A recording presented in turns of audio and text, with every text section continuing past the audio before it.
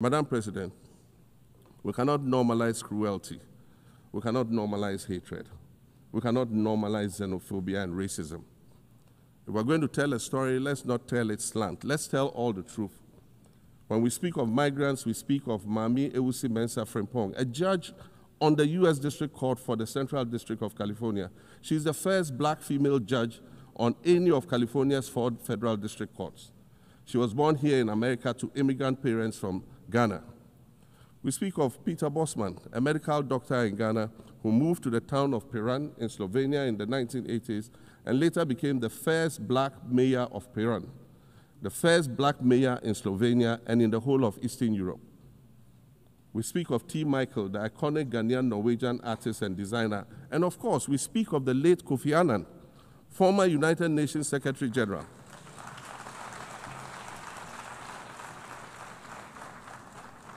Former United Nations Secretary General and Nobel Peace Prize recipient, who was born in Ghana but spent his adulthood in various places in America and Europe.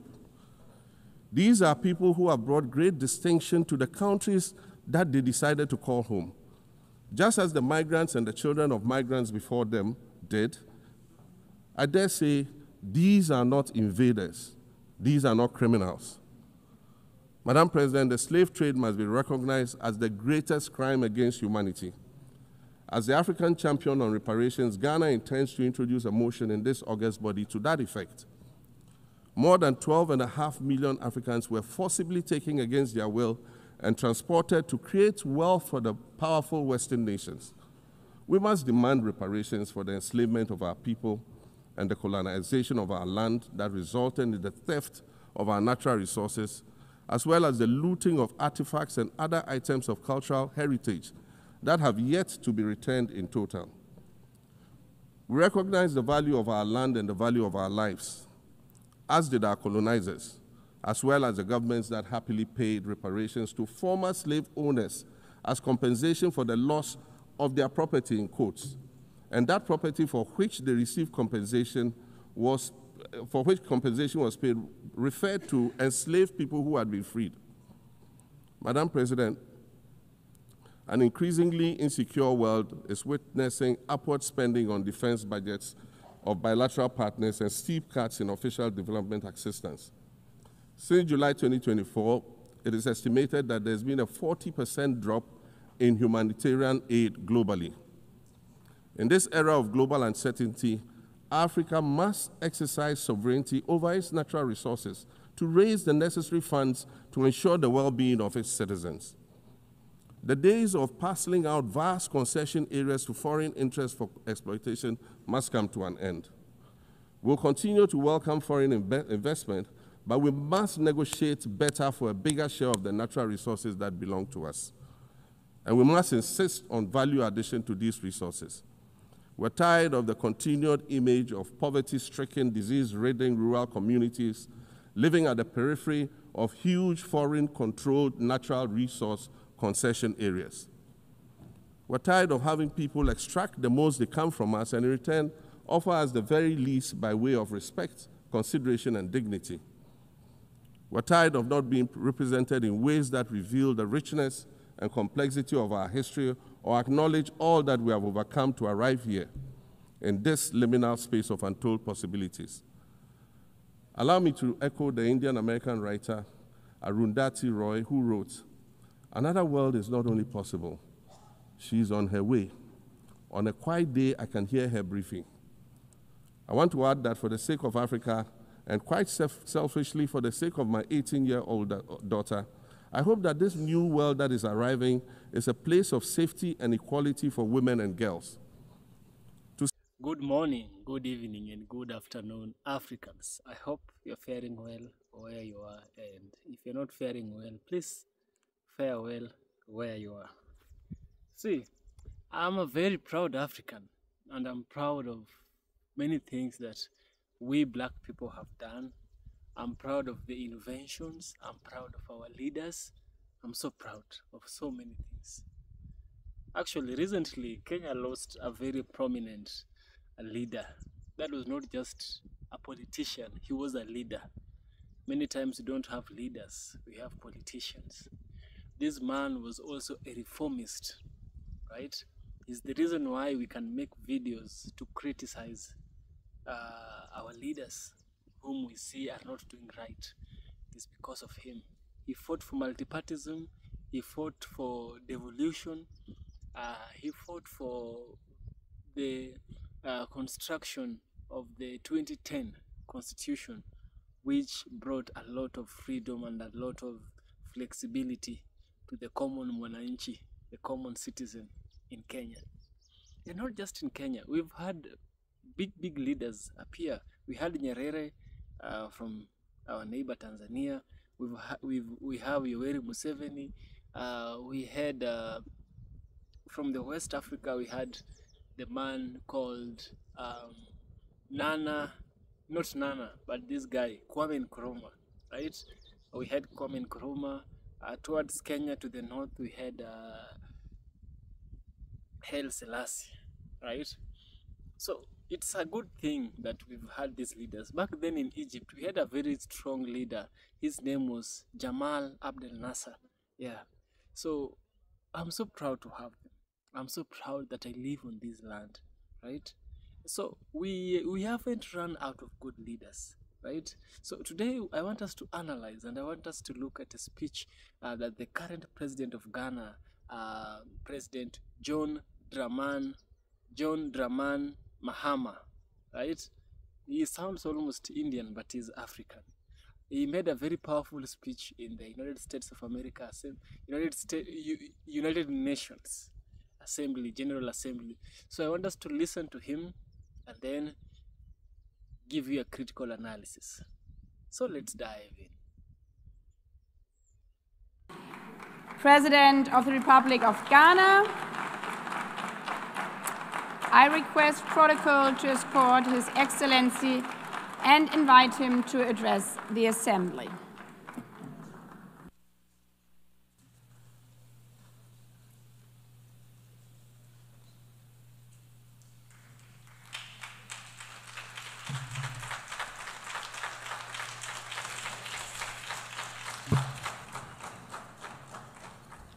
Thank you, Madam President, Mr. Secretary General, Excellencies, ladies and gentlemen. At this 80th session of the United Nations General Assembly, I'd like to speak about Africa's role in the future of this organization.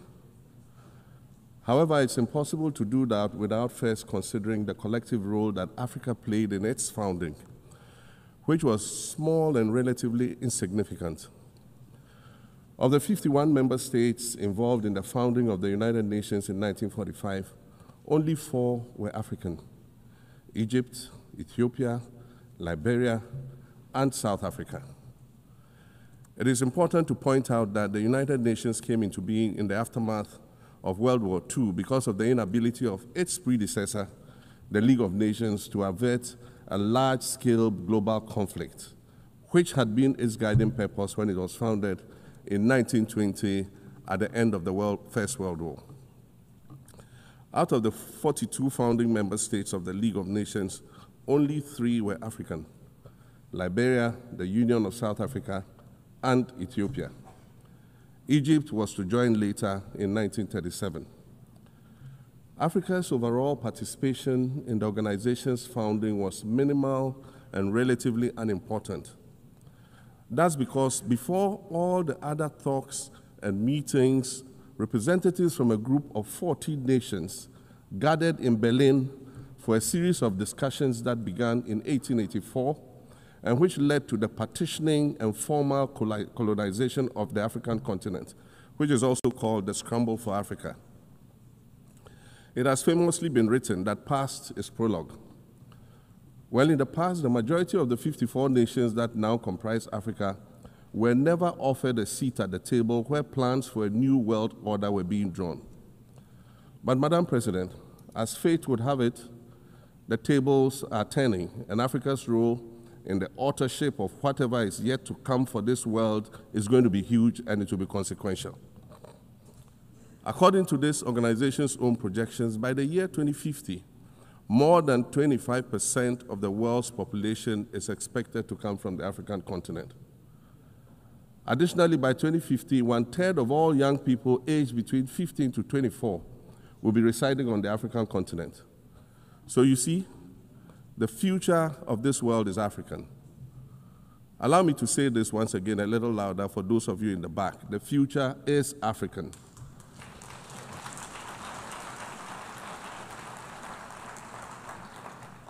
Already today, Africa is a catalyst for human potential and development, as well as for economic reform and ecological stability. Africa is a catalyst for systemic change. If this reality, which is fact-based and straightforward, seems provocative or unsettling, perhaps it's because you are viewing it through the lens of centuries of filters, colonialism and imperialism, and the resulting implicit bias. Maybe you are unaware of the resilience of African nations or their remarkable ability to make a strong comeback just when you think it's safe to count them out. That is what is happening right now in my own country, Ghana. Our constitution limits leaders to 2 4-year terms. In January, I was sworn in for a second term, which, let me point out, was non-consecutive with my first term. Our currency, the Ghana cedi, was rapidly depreciating, faced with rising inflation, a huge debt burden, and low morale amongst our citizens. My new administration settled down quickly and embarked on an ambitious program of comprehensive transformation designed to restructure Ghana's economic foundation and enhance our competitive standing globally. We refer to this process of recalibration as our reset agenda. In just 8 months, we have achieved significant reduction in inflation from 23.8% in December 2024 to 11.5% in August 2025, restoring price stability for our citizens. Additionally, our currency, the Ghana cedi, has appreciated considerably against other currencies, with Bloomberg reporting it as the best performing currency in the world at one point. Our improved sovereign credit rating reflects increasing investor confidence in our economy. And our 24-hour economy initiative promises to transform our economy. And there's a renewed willingness amongst our people to trust that their elected officials have Ghana's interests at heart and that we're progressing together. Madam President, I believe that in honor of this milestone celebration, the United Nations should also embark on a process of serious recalibration and establish its own reset agenda. Since the organization's founding, the number of UN member nations has nearly quadrupled. And quite frankly, it is not the same world that it was back then when the UN was formed. I mentioned earlier that I began my second non-consecutive term as president this past January. My first term ended in January 2017. In that span of time, 8 years, the world has changed with such ferocity. My first days in office after my return felt as though I had just awakened from a Rip Van Winkle-style sleep. Now, no, that was only after 8 years. Imagine then what it will be like after 80 years since the founding of the United Nations.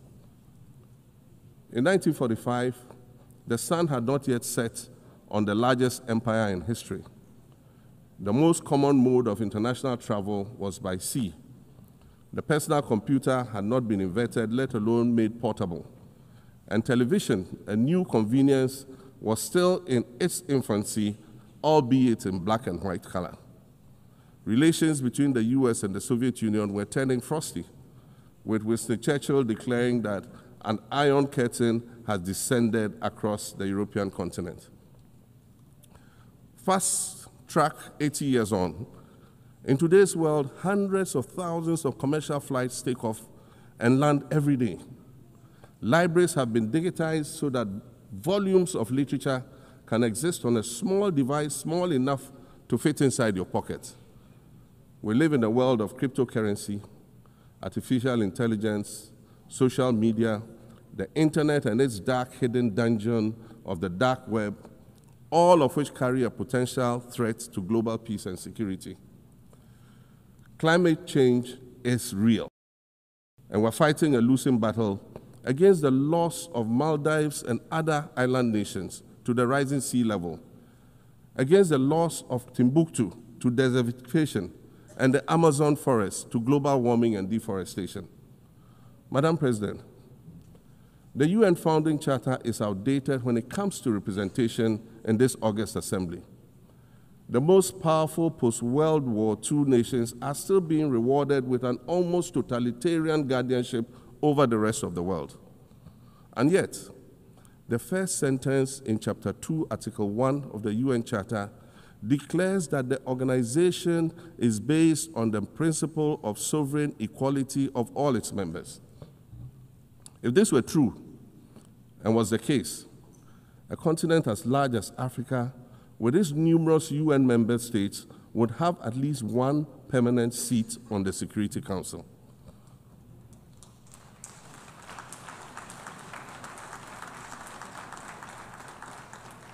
Furthermore, we believe that veto power should not be restricted to only 5 nations, nor should it be absolute. There must be a mechanism in this House for the General Assembly to challenge a veto.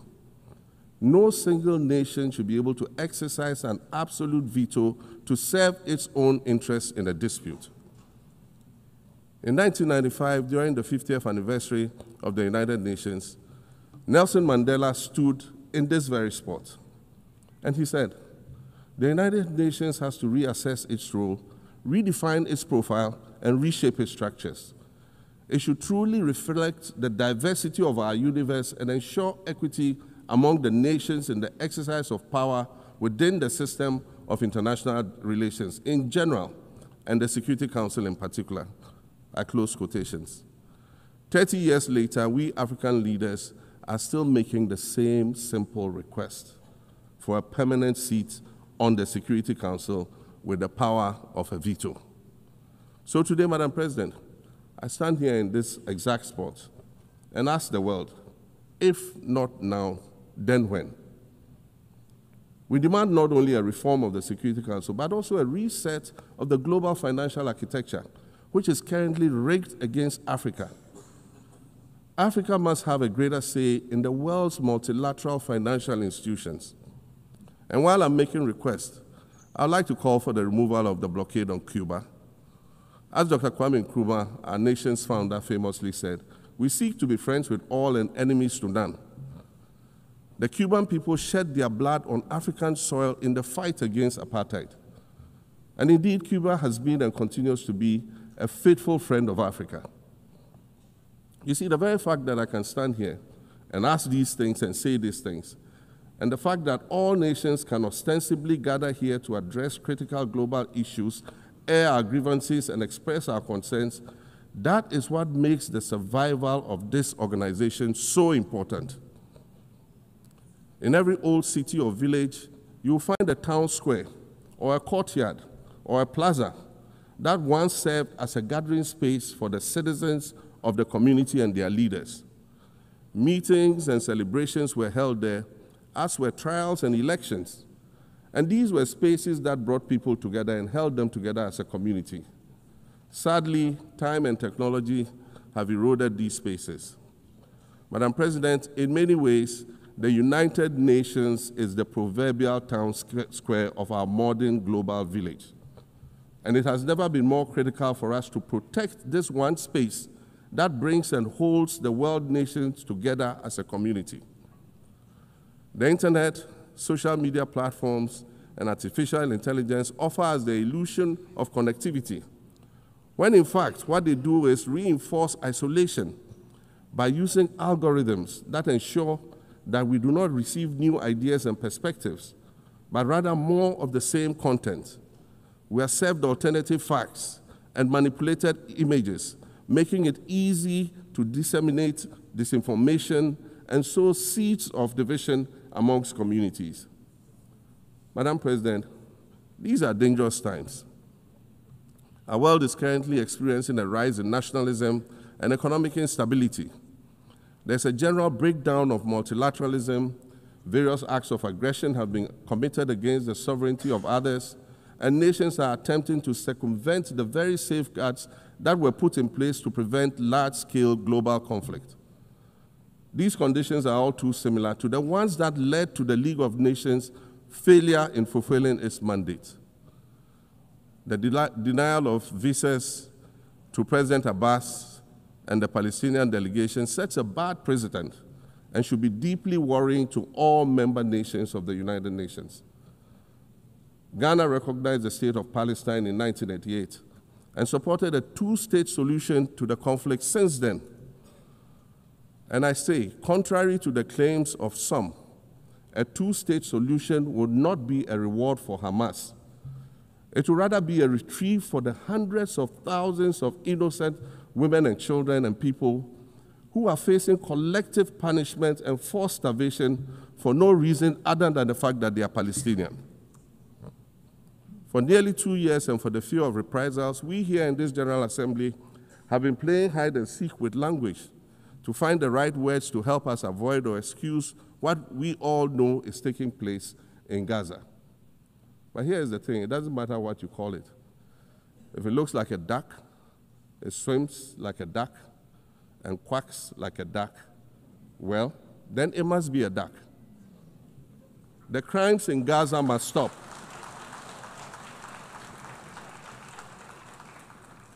The crimes in Gaza must stop. Madam President, I also want to draw particular attention to the conflict in Sudan, which this body has described as the world's largest humanitarian crisis. 12 million people have had to flee their homes. And when we speak of migration, we refer to the 12 million new Sudanese refugees, whom we as a global community should be willing to assist in much the same way that many member nations readily assisted new refugees coming out of Ukraine. Let's dispense with the euphemisms and dog whistles and speak frankly.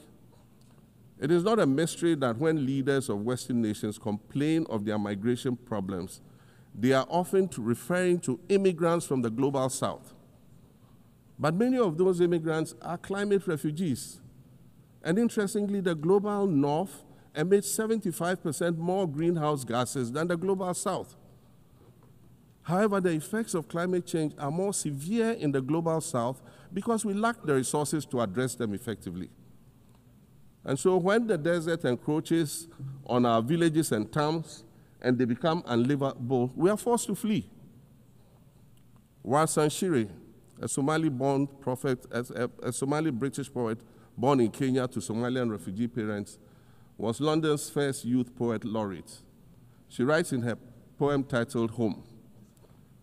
And it says, you have to understand that no one puts their children in a boat unless the water is safer than the land.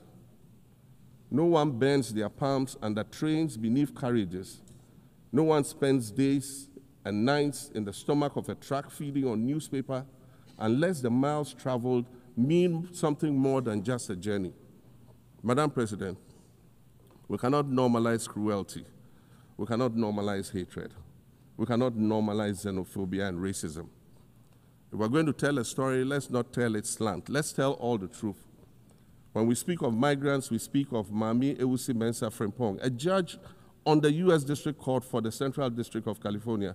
She's the first black female judge on any of California's 4 federal district courts. She was born here in America to immigrant parents from Ghana.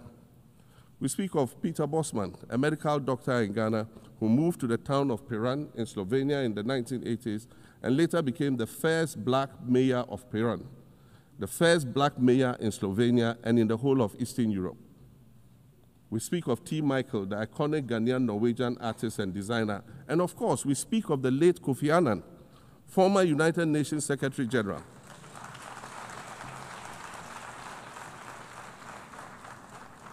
Former United Nations Secretary General and Nobel Peace Prize recipient, who was born in Ghana but spent his adulthood in various places in America and Europe. These are people who have brought great distinction to the countries that they decided to call home. Just as the migrants and the children of migrants before them did, I dare say these are not invaders. These are not criminals. Madam President, the slave trade must be recognized as the greatest crime against humanity. As the African champion on reparations, Ghana intends to introduce a motion in this August body to that effect. more than 12.5 million Africans were forcibly taken against their will and transported to create wealth for the powerful Western nations. We must demand reparations for the enslavement of our people and the colonization of our land that resulted in the theft of our natural resources, as well as the looting of artifacts and other items of cultural heritage that have yet to be returned in total. We recognize the value of our land and the value of our lives, as did our colonizers, as well as the governments that happily paid reparations to former slave owners as compensation for the loss of their property, in quotes, and that property for which they received compensation was paid referred to enslaved people who had been freed. Madam President, an increasingly insecure world is witnessing upward spending on defense budgets of bilateral partners and steep cuts in official development assistance. Since July 2024, it is estimated that there's been a 40% drop in humanitarian aid globally. In this era of global uncertainty, Africa must exercise sovereignty over its natural resources to raise the necessary funds to ensure the well-being of its citizens. The days of parceling out vast concession areas to foreign interests for exploitation must come to an end. We'll continue to welcome foreign investment, but we must negotiate better for a bigger share of the natural resources that belong to us. And we must insist on value addition to these resources. We're tired of the continued image of poverty-stricken, disease-ridden rural communities living at the periphery of huge foreign-controlled natural resource concession areas. We're tired of having people extract the most they can from us and in return offer us the very least by way of respect, consideration, and dignity. We're tired of not being represented in ways that reveal the richness and complexity of our history or acknowledge all that we have overcome to arrive here in this liminal space of untold possibilities. Allow me to echo the Indian-American writer Arundhati Roy, who wrote, "Another world is not only possible, she's on her way. On a quiet day, I can hear her briefing." I want to add that for the sake of Africa, and quite selfishly for the sake of my 18-year-old daughter, I hope that this new world that is arriving is a place of safety and equality for women and girls.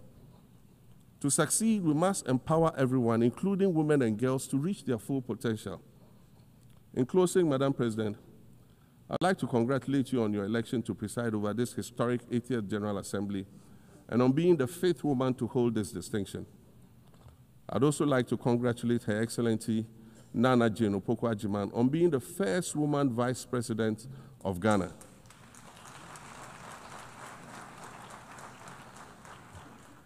Now every Ghanaian girl knows the heights to which she can ascend. Words matter, but issues of representation matter even more, which is why Ghana looks forward to the appointment of a woman as Secretary General of this organization in the near future. Madam President, Your Excellencies, I thank you for your kind attention.